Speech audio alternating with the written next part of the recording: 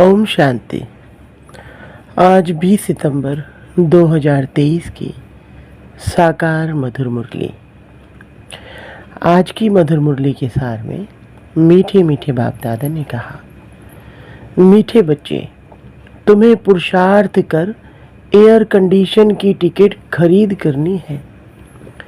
Air condition ticket लेना अर्थात माया की गर्म हवा अथवा वार से सेफ रहना। प्रश्न, तुम बच्चों को महाविनाश का दुख होगा या नहीं, इसका पाप किस पर चढ़ता है? उत्तर, तुम्हें इस महाविनाश का दुख हो नहीं सकता, क्योंकि तुम तो फरिश्ता बनते हो। तुमको नॉलेज है कि अब सभी आत्माओं को मच्छरों से दृश्य वापस घर जाना है।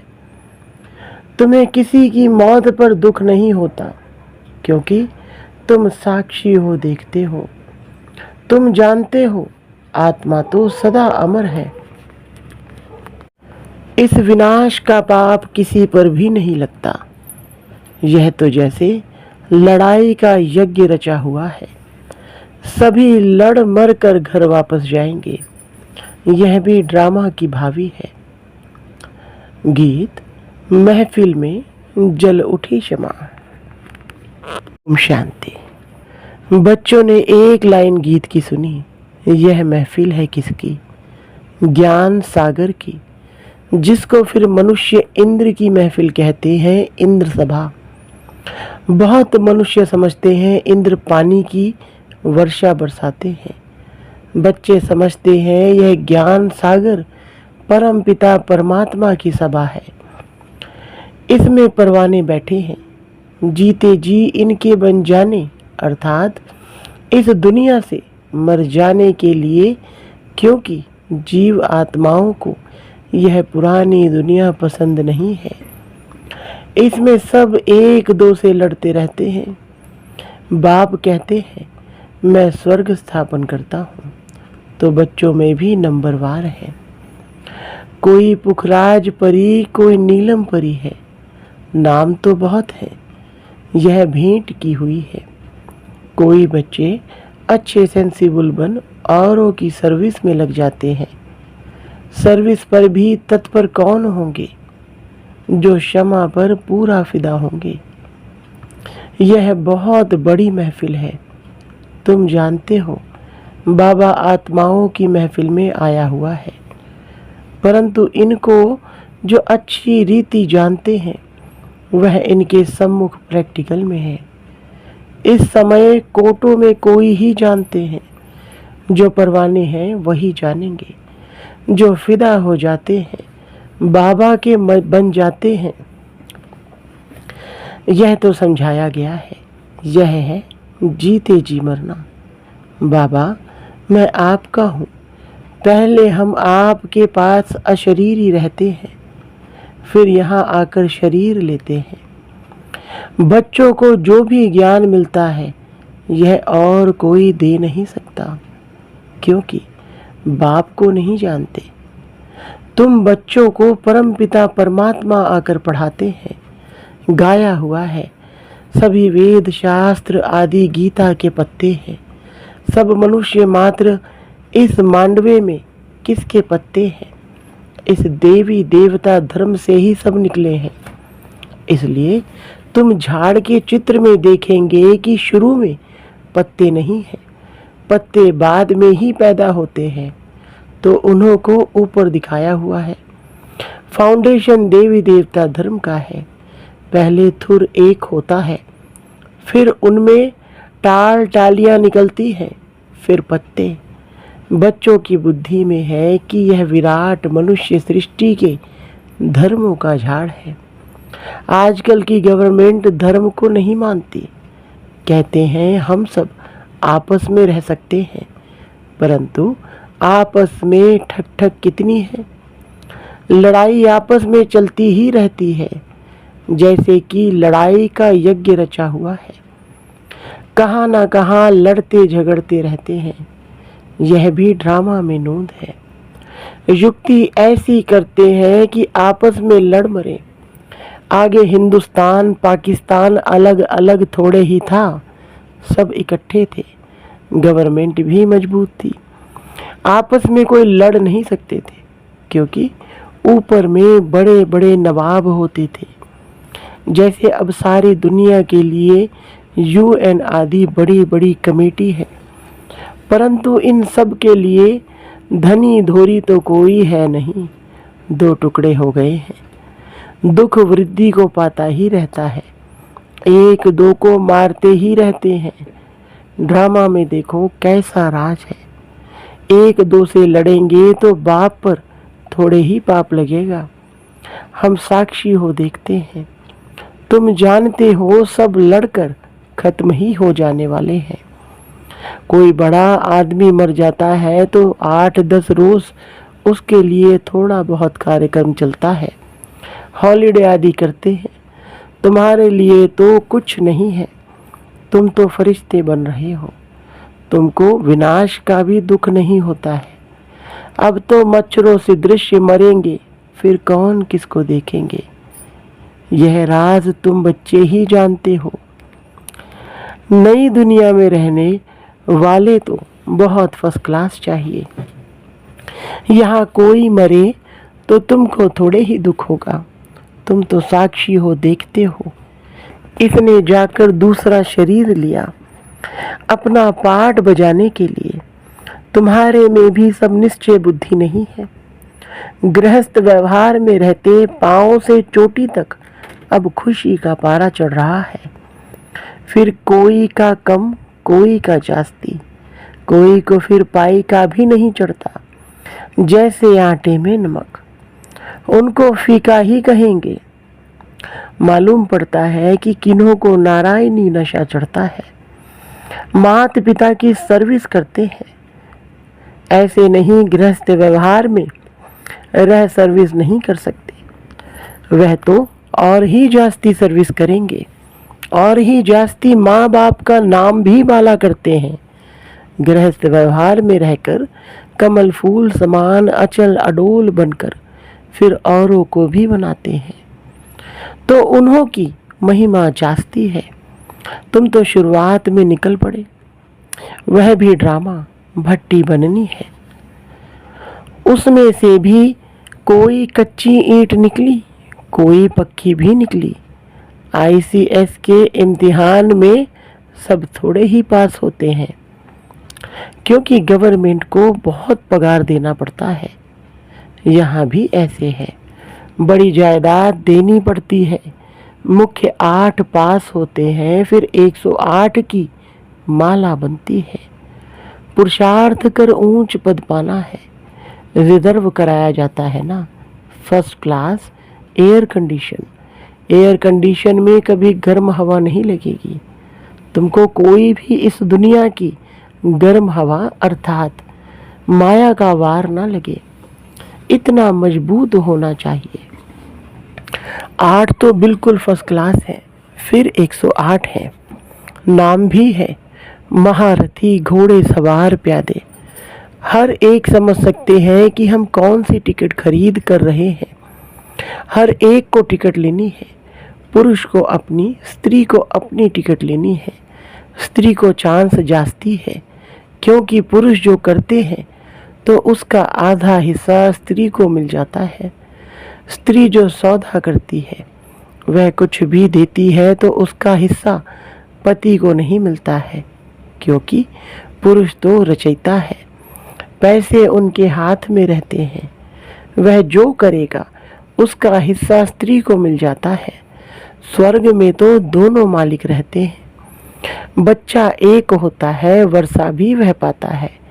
कन्या भी अपना हिस्सा कायदे अनुसार ले लेती है।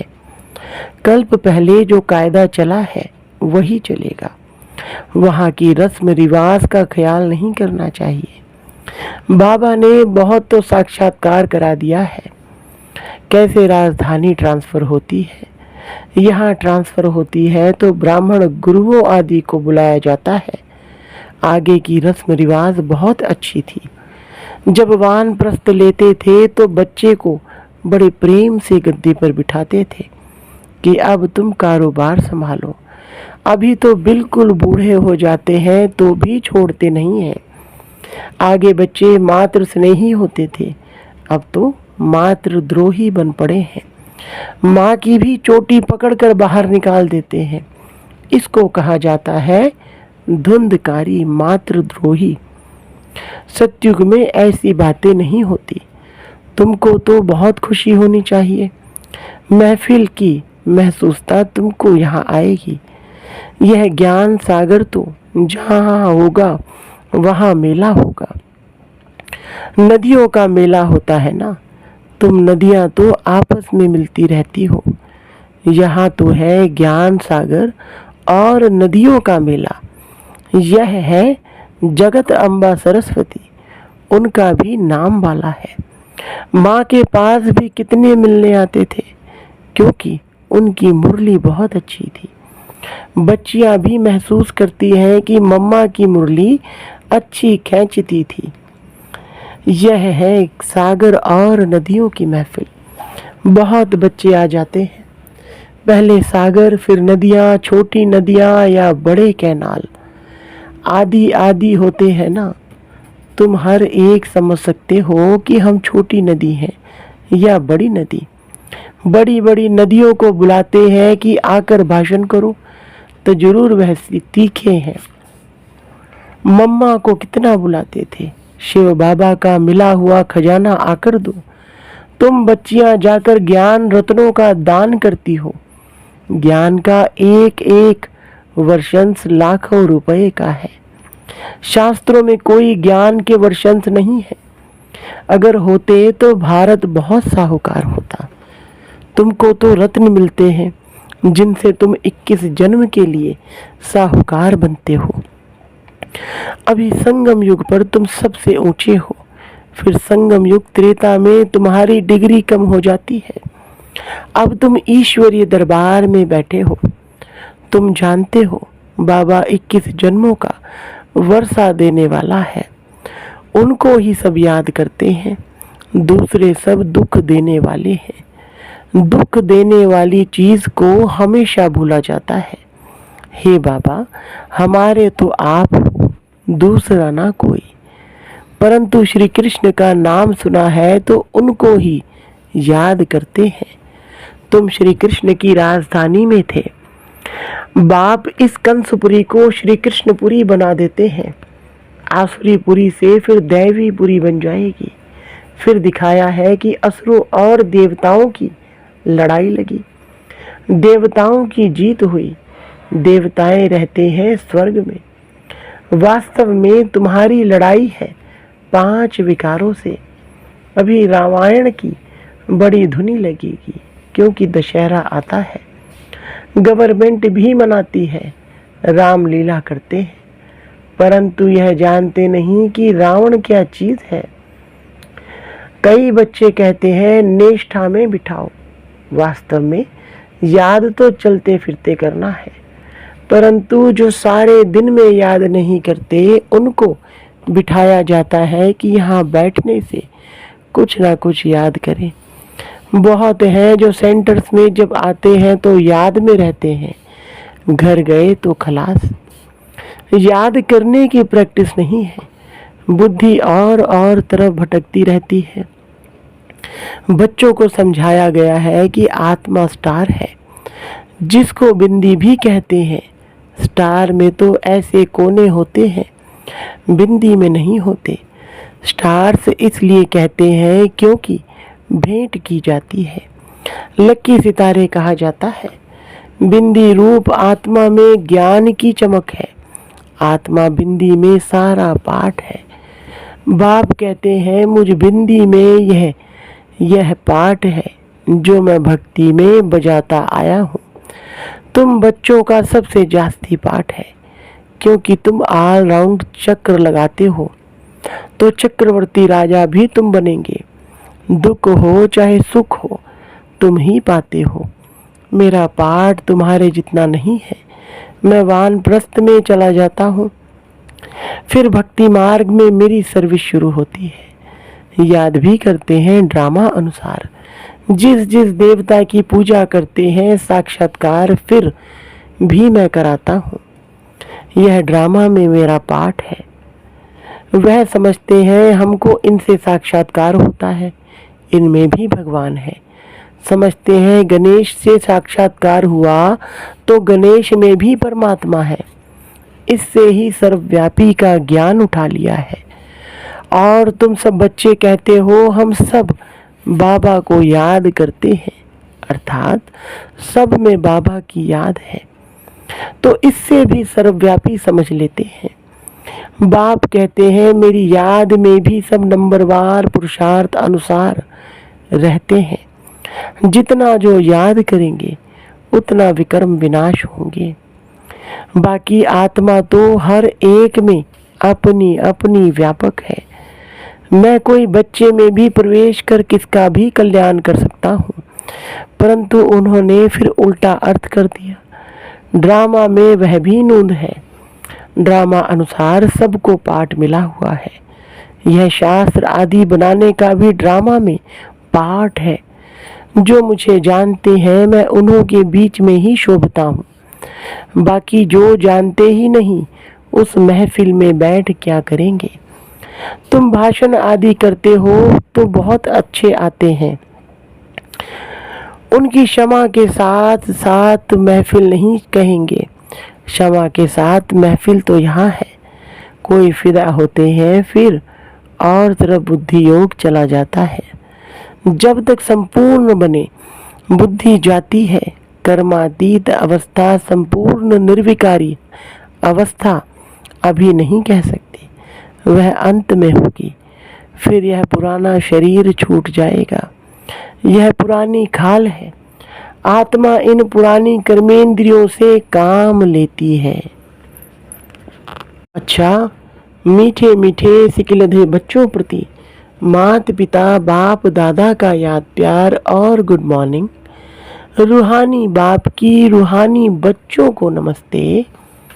रूहानी बच्चों की रूहानी बाप दादा को नमस्ते जी। धारणा के लिए मुख्य सार नंबर 1, शिव बाबा से मिला हुआ खजाना सभी को बांटना है। अविनाशी ज्ञान रत्नों का दान करके 21 जन्मों के लिए साहूकार बनना है। नंबर 2, अपनी अवस्था अचल अडोल बनानी है। गृहस्थ व्यवहार में रहते भी कमल फूल समान बन बाप का नाम वाला करना है। सर्विस में तत्पर रहना है। वरदान, संगम युग के इस नए युग में हर सेकंड नवीनता का अनुभव करने वाले फास्ट पुरुषार्थी भव। विस्तार, संगम युग पर सब कुछ नया हो जाता है, इसलिए इसे नया युग भी कहते हैं। यहाँ उठना भी नया, बोलना भी नया, चलना भी नया। नया अर्थात अलौकिक। स्मृति में भी नवीनता आ गई। बातें भी नई, मिलना भी नया, देखना भी नया।